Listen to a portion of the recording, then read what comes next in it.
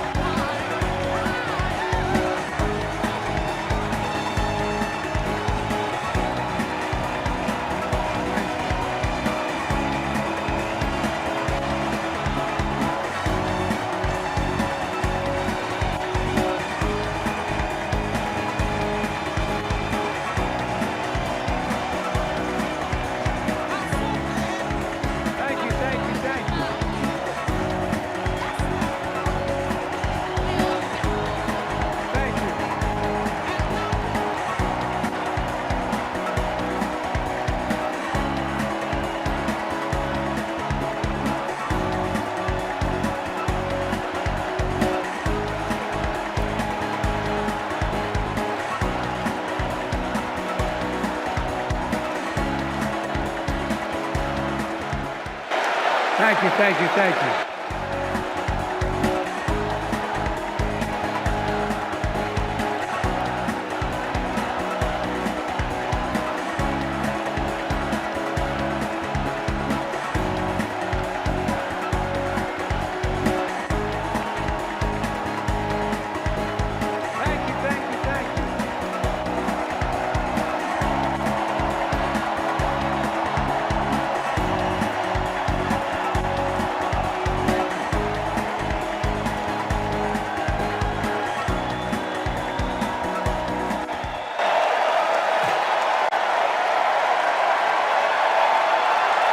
Thank you.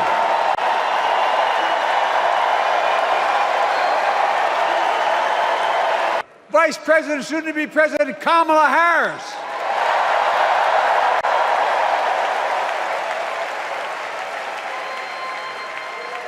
And now it's the law of the land. Instead of paying $400 a month for insulin, seniors with diabetes will pay $35 a month. The law we passed already includes, starting in January, every senior's total prescription cost can be capped at $2,000 no matter how expensive the drugs they have. And what we don't focus on, and our Republican friends don't seem to understand, our reforms don't just save seniors money, they save the American taxpayers money. You know what we just passed saves? It saved $160 billion over the next decade. That's not hyperbole. It's because Medicare no longer has to pay those exorbitant prices to the big pharma. But look, well, thank you, Kamala, too. Look, folks,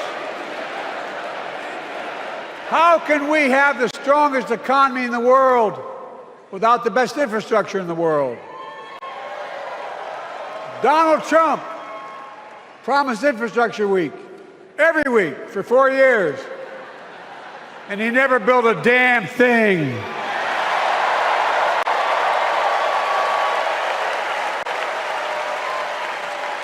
But now, because of what Kamala and I have done, remember we were told we couldn't get it done. Remember when we came into office, we couldn't get anything passed? But right now, we're giving America an infrastructure decade, not week. We're modernizing our roads, our bridges, our ports, our airports, our trains, our buses. We're removing every lead pipe from schools and homes so every child can drink clean water. We're providing affordable high-speed internet for every American, no matter where they live, not unlike what Roosevelt did with electricity. And so much more. We are uniting the country. We're growing our economy. We're improving our quality of life. And we're building a better America.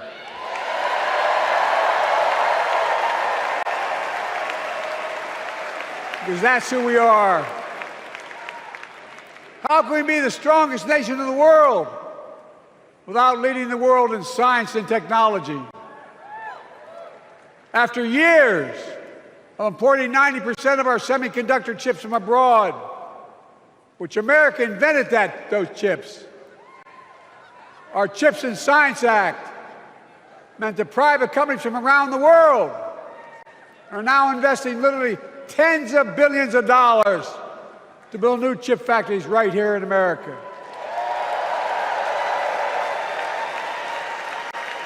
And over that period, they'll create tens of thousands of jobs. And many of those jobs in the so-called fabs, the buildings that make the chips, that's being constructed now. And guess what? The average salary in those fabs, size of a football field, will be over $100,000 a year, and you don't need a college degree.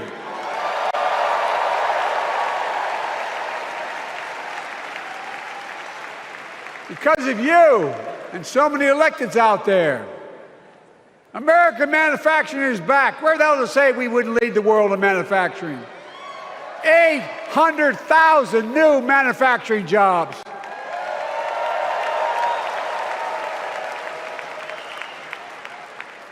Our Republican friends and others made sure they'd go abroad to get the cheapest labor. We used to import products and export jobs. Now we export American products and create American jobs right here in America, where jobs belong. With every new job, with every new factory, pride and hope is being brought back to communities throughout the country that were left behind. You know you're from them, many of you. You know what it's like when that factory closed, where your mother, your father, your grandmother, grandfather worked. And now you're back, providing once again, proving that Wall Street didn't build America, the middle class built America, and unions built the middle class.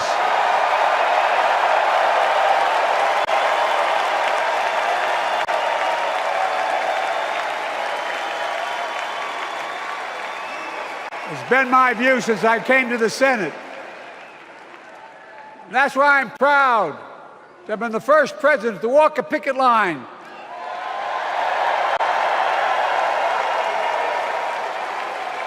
and be labeled the most pro-union president in history, and I accept it. It's a fact.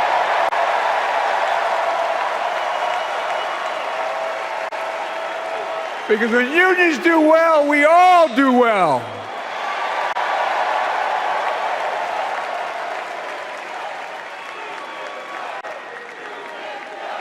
You got it, man. You got it.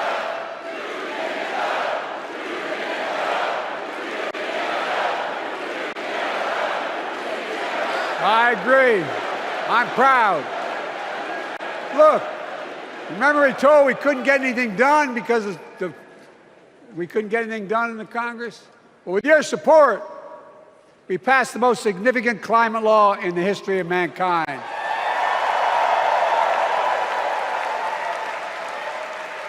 Over $370 billion. Cutting carbon emissions in half by 2030. launching a climate corps, similar to AmeriCorps and Peace Corps, creating tens of thousands of jobs for young people of the future who are going to make sure this continues. Creating hundreds of thousands of jobs in clean energy for American workers, including the IBEW installing 500,000 charging stations all across America. And in the process, reducing carbon emissions. And we're seeing it. We're seeing to it that the first beneficiaries of environmental initiatives are those fence-line communities that have been smothered by the legacy of pollution. Louisiana and Delaware, Route 9, all the factories, all those chemical factories are right next to the poorest neighborhoods. They're the ones we're going to bring back.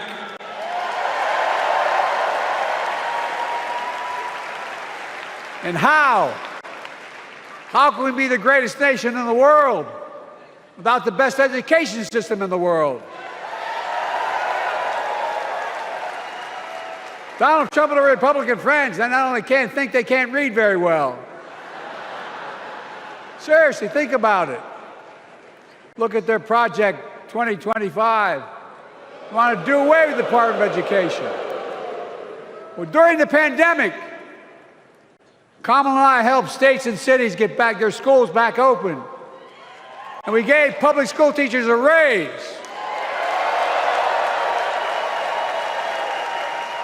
We created apprenticeships with businesses and communities, putting students on a path to a good paying job, whether or not they go to college. And by the way, we're making college a hell of a lot more affordable. Increasing Pell Grants by $900. Over $15 billion to HBCUs. Minority service education, including Hispanic institutions and tribal colleges. We kept our commitment to provide more student relief than ever by lifting the burden of helping millions of families so they could get married, start a family, buy a home, and begin to build family wealth and contribute to the community and grow our economy. It's not costing us, it's creating more wealth. We've fundamentally transformed how our economy grows, from the middle out and the bottom up instead of the top down. You know, my dad used to say there wasn't a whole hell of a lot to drop down on my kitchen table at the end of the month. I come from a basic middle-class family, 3-bedroom house, 4 kids, a grandpop living with us, decent neighborhood, but never a penny to spare. And look, that top-down notion never worked. A lot of Democrats didn't think it worked, thought it worked, but it doesn't. And when we did all that, what we've done, everybody can do well. Everybody.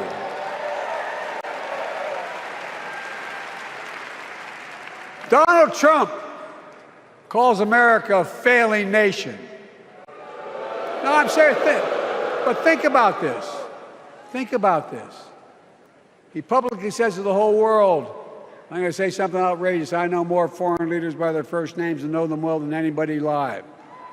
Just because I'm so damn old. But I'm not joking. Think of the message he sends around the world when he talks about America being a failing nation. He says we're losing. He's the loser. He's dead wrong.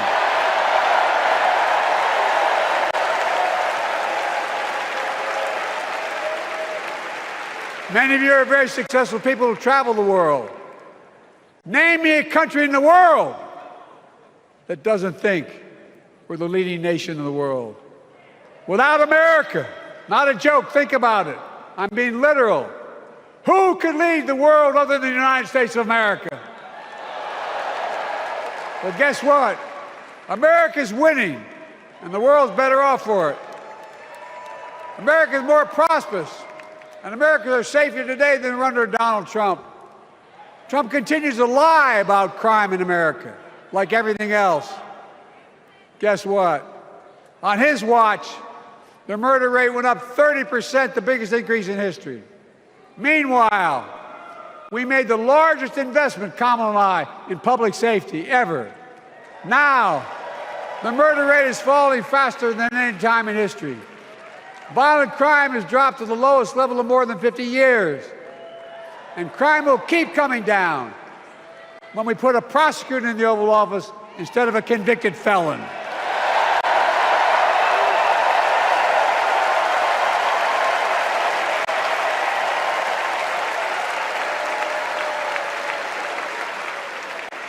And folks, the distinguished senator from the C Senate from California and I passed the first ban on assault weapons.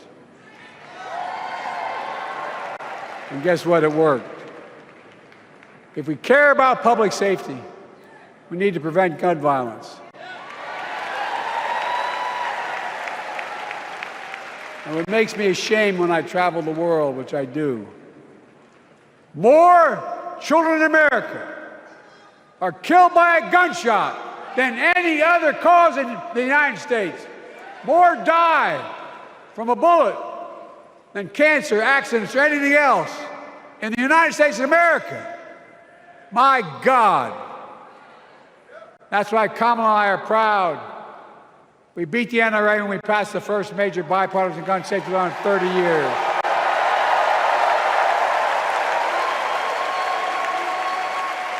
I'm serious. That comes from here. And now it's time to ban assault weapons again. And demand universal background checks.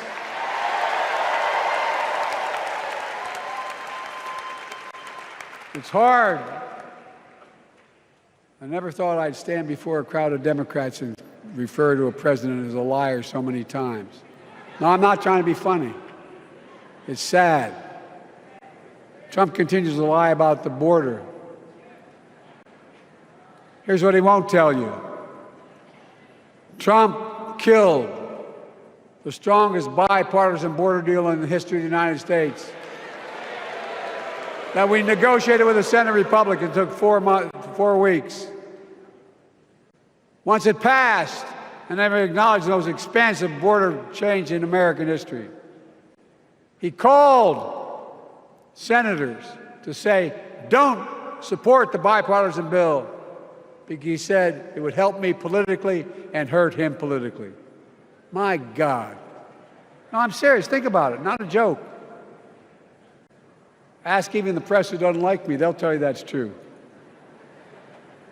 Typically Trump, once again, putting himself first and America last. Then I had to take executive action. The result of the executive action I took, border encounters have dropped over 50%. In fact, there are fewer border crossings today than when Donald Trump left office. And unlike Trump, we will not demonize immigrants, saying they're the poison of blood of America. Poison the blood of our country. Kamala and I are committed to strengthening legal immigration, including protecting dreamers and more.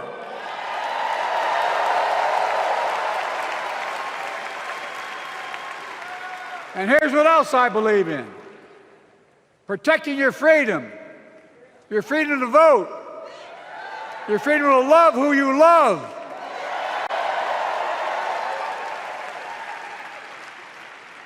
And your freedom to choose.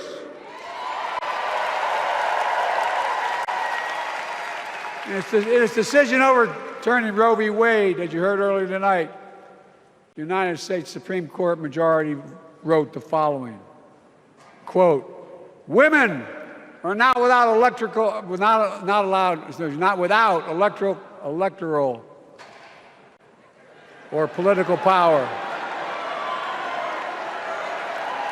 No kidding. MAGA Republicans found out the power of women in 2022. And Donald Trump is going to find out the power of women in 2024. Watch.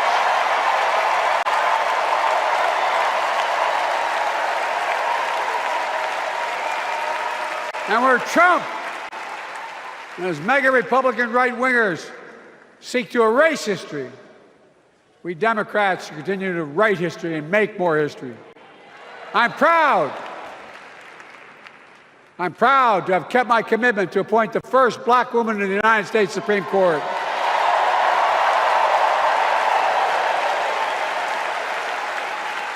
Ketanji Brown Jackson, a symbol for every young woman in America that you can do anything. I'm proud that I've kept my commitment to have an administration that looks like America and that taps in to the full talent of our nation. The most diverse cabinet in history, including the first black woman of South Asian descent to serve as vice president. And will soon serve as the 47th president of the United States.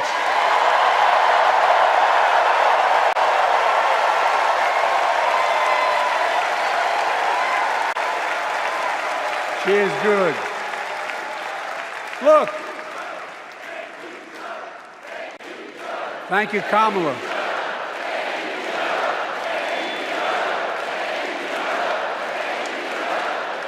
Folks, I've long said we have many obligations as a nation, but I got in trouble years ago for saying I'd make no apologies. We have only one truly sacred obligation: to prepare and equip those we send to war and care for them and their families when they come home and when they don't.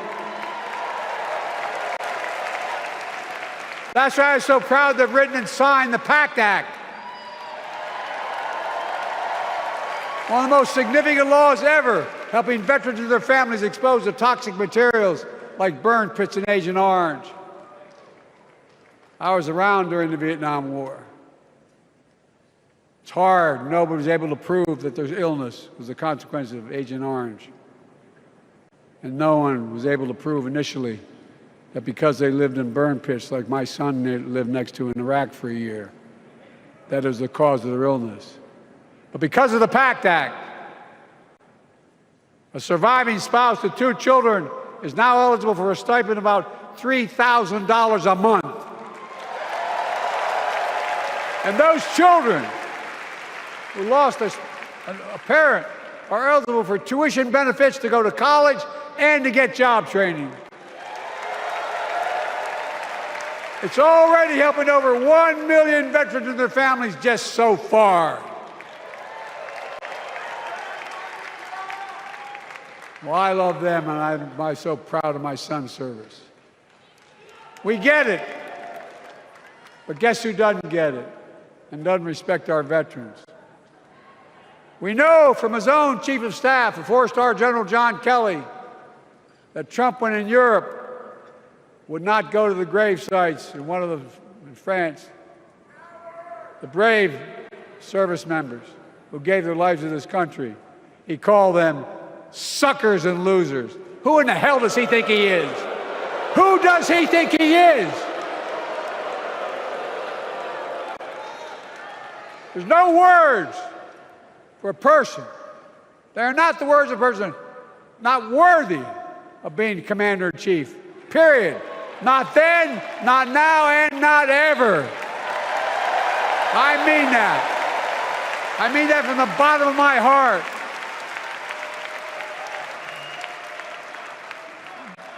Just as no commander-in-chief should ever bow down to a dictator, the way Trump bows down to Putin. I never have, and I promise you, Kamala Harris will never do it. Will never bow down. When Trump left office, Europe and NATO was in tatters. Not a joke. America First doctrine changed our whole image in the world. Well, they gave the hours, about 190 hours sum total, leaving my counterparts who heads of state in Europe to strengthen NATO. We did. We united Europe like it hadn't been united for years. adding Finland and Sweden to NATO. 10 days before he died, Henry Kissinger called and said, not since Napoleon has Europe not looked over their shoulder at Russia with dread until now. Until now. Well, guess what? Putin thought he'd take Kyiv in 3 days. 3 years later, Ukraine is still free.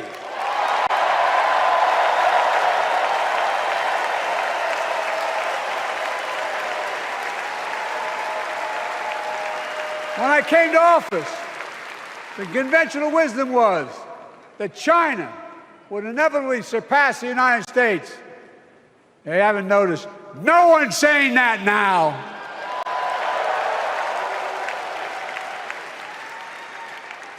And we'll keep working to bring hostages home and end the war in Gaza and bring peace and security to the Middle East.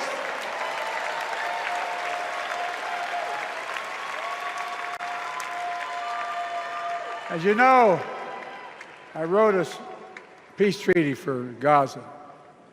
A few days ago, I put forward a proposal that brought us closer to doing that than we've done since October 7th.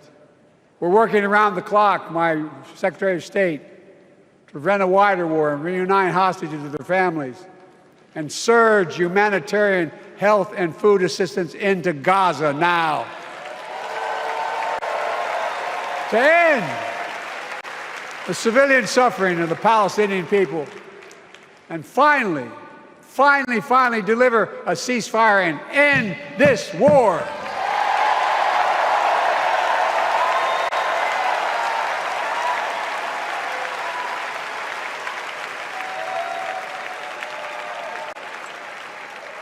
Those protesters out in the street, they have a point. A lot of innocent people are being killed on both sides. Just as we worked around the clock to bring home wrongfully detained Americans and others from Russia in one of the most complicated swaps in history, but they're home. Kamala and I are going to keep working to bring all Americans wrongfully detained around the world home. I mean it. Folks, I've got 5 months left in my presidency. I've got a lot to do. I intend to get it done.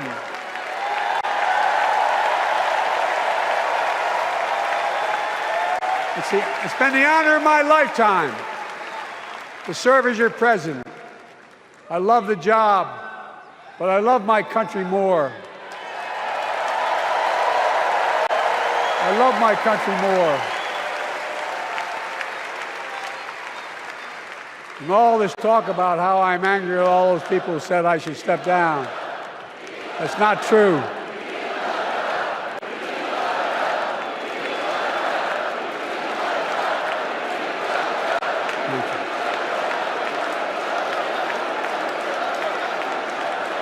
I love my country more, and we need to preserve our democracy.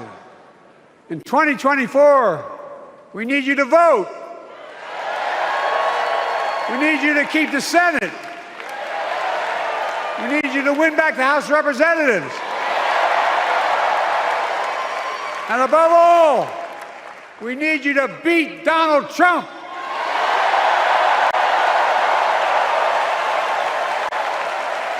And elect Kamala and Tim President and Vice President of the United States of America. Look, they'll continue to lead America forward, creating more jobs, standing up for workers, growing the economy, lower the cost to American families so they just have a little more breathing room. We've made incredible progress, but we have more work to do. And Kamala and Tim will continue to take on corporate greed and bring down cost of food. They'll keep taking on Big Pharma, making insulin $35 a month, not just for seniors, but for everyone in America.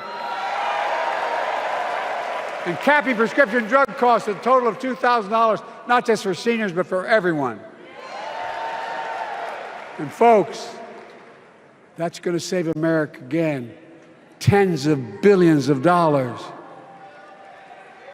Folks, they'll make housing more affordable, building 3 million new homes, providing $25,000 down payment assistance for the first-time home buyer, more than the 10 we approved. Donald Trump wants a new tax on imported goods, food, gas, clothing, and more. You know what that will cost the average family, according to the experts? $3,900 a year in a tax. No, that's a fact. Kamala and Tim will make the child care tax credit permanent.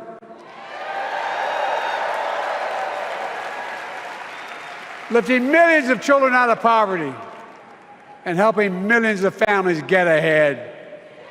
But you know what Trump has? He created the largest debt any president had in 4 years with his $2 trillion tax cut for the wealthy. Well, Trump has a new plan. He wants to provide a $5 billion tax cut for corporations and the very wealthy. Read it. Put us further in debt. And folks, you know we have 1,000 billionaires in America. You know what their average tax rate they pay? 8.2%. If we just increase their taxes we proposed to 25%, which isn't the highest tax rate even, it would raise $500 billion new dollars over 10 years. They'd still be very wealthy. Look, Kamala and Tim are going to make them pay their fair share. They'll protect Social Security and Medicare. Trump wants to cut Social Security and Medicare. Kamala and Tim will protect your freedom. They'll protect your your right to vote. They'll protect your civil rights. And you know Trump will do everything to ban abortion nationwide. Oh, he will. You know, Kamala and Tim will do everything they possibly can. That's why you have to elect a Senate and a House to restore Roe v. Wade.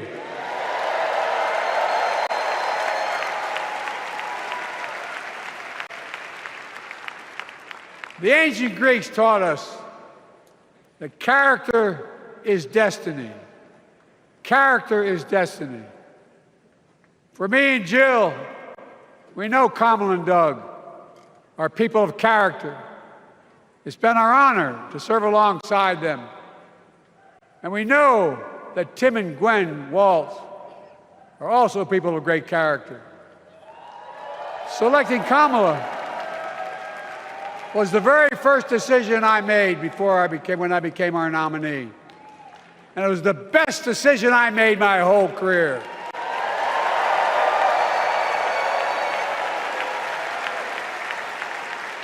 We've not only gotten to know each other, we've become close friends. She's tough, she's experienced, and she has enormous integrity, enormous integrity. Her story represents the best American story. And like many of our best presidents, she was also vice president. That's a joke.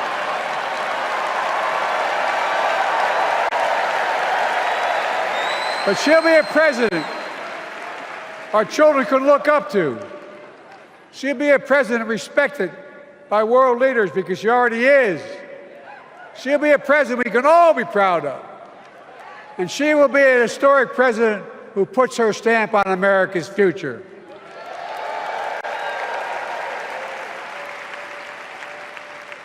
This will be the first presidential election since January 6th. On that day, we almost lost everything about who we are as a country. And that threat, this is not hyperbole, that threat is still very much alive. Donald Trump says he will refuse to accept the election result if he loses again. Think about that.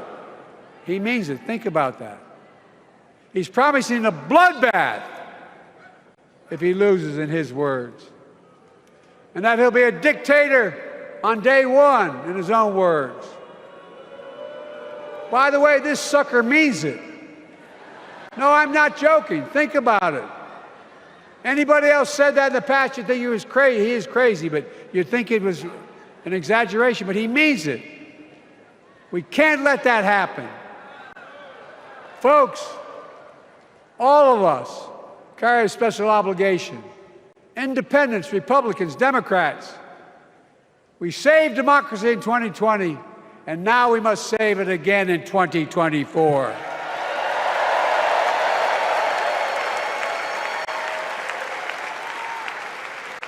The vote of each of us cast this year will determine whether democracy and freedom will prevail. It's that simple. It's that serious. And the power is literally in your hands. History is in your hands. Not hyperbole. It's in your hands. America's future is in your hands. Let me close with this. Nowhere else in the world could a kid with a stutter and modest beginnings in Scranton, Pennsylvania, and Claymont, Delaware, grow up to sit behind the resolute desk in the Oval Office.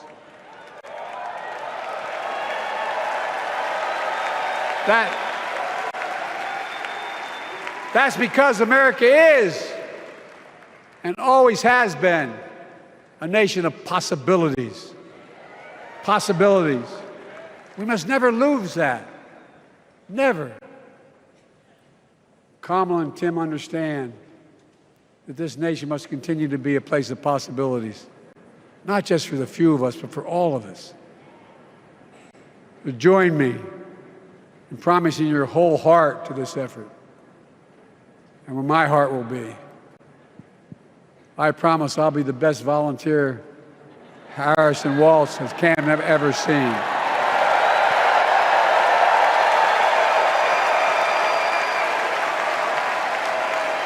Each of us has a part in the American story.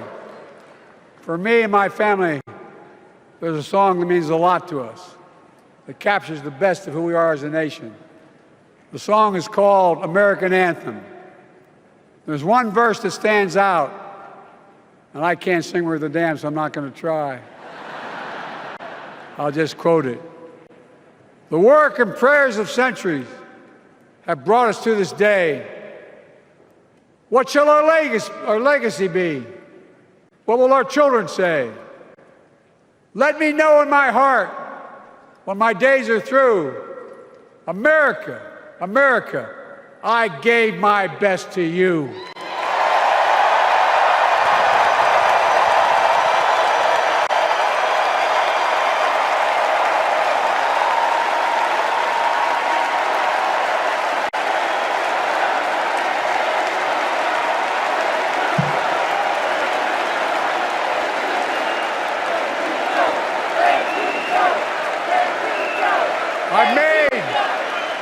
I've made a lot of mistakes in my career, but I gave my best to you. For 50 years, like many of you, I've given my heart and soul to our nation. And I've been blessed a million times in return with the support of the American people. I've either been too young to be in the Senate because I wasn't 30 yet, and too old to stay as president.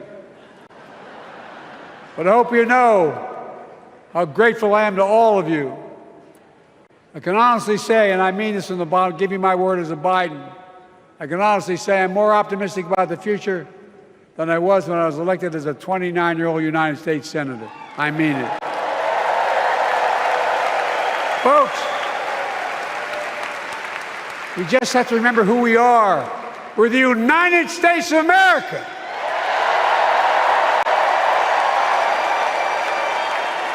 And there's nothing we cannot do when we do it together. God bless you all. And may God protect our troops. Thank you.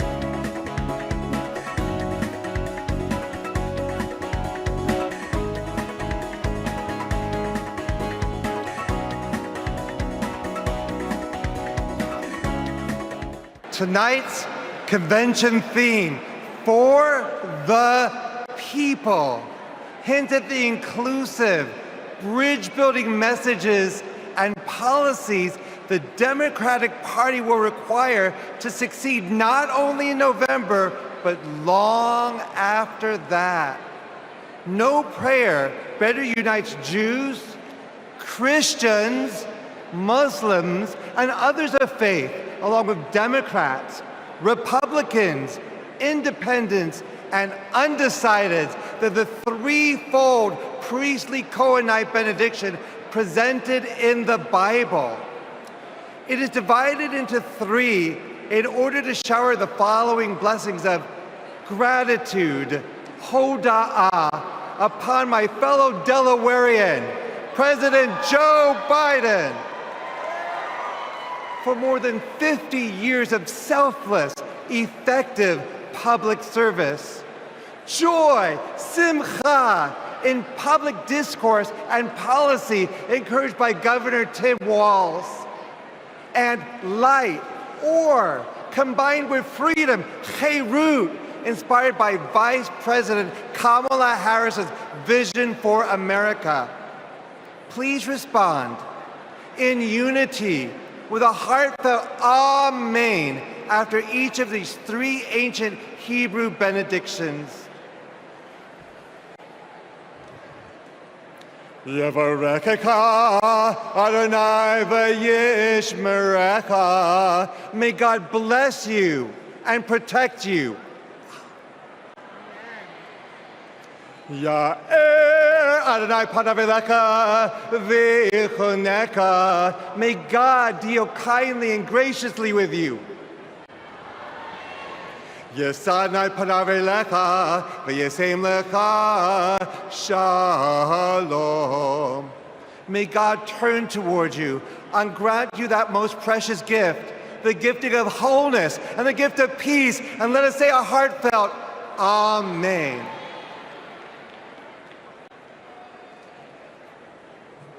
Most gracious, kind, and loving God, we thank you for this tremendous gathering of people invested in our nation's progress.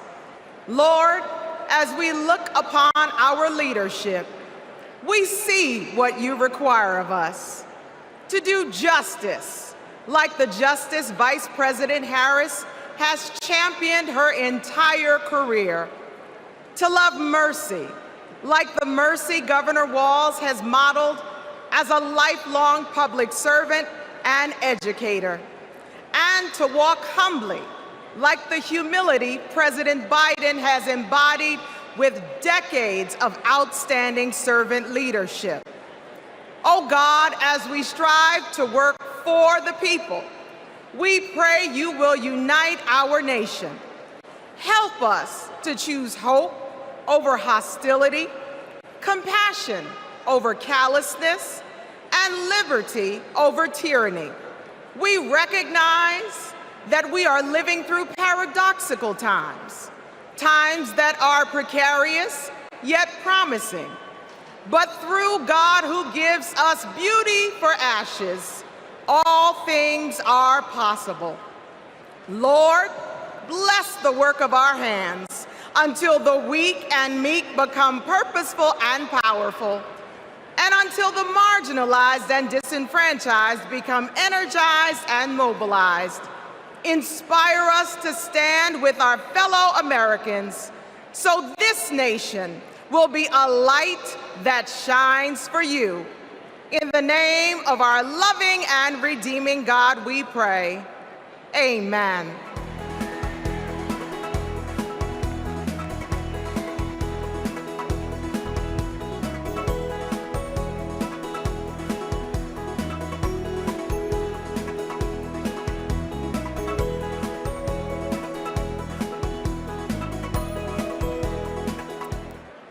Night one of the Democratic National Convention has officially come to an end.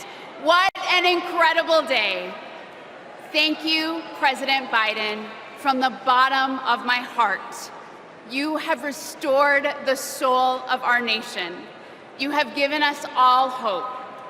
The chair will now entertain a motion to recess our convention until Tuesday, August 20th at 6 p.m. Is there a second? All in favor, please signify by saying aye. All opposed? The ayes have it. We'll see you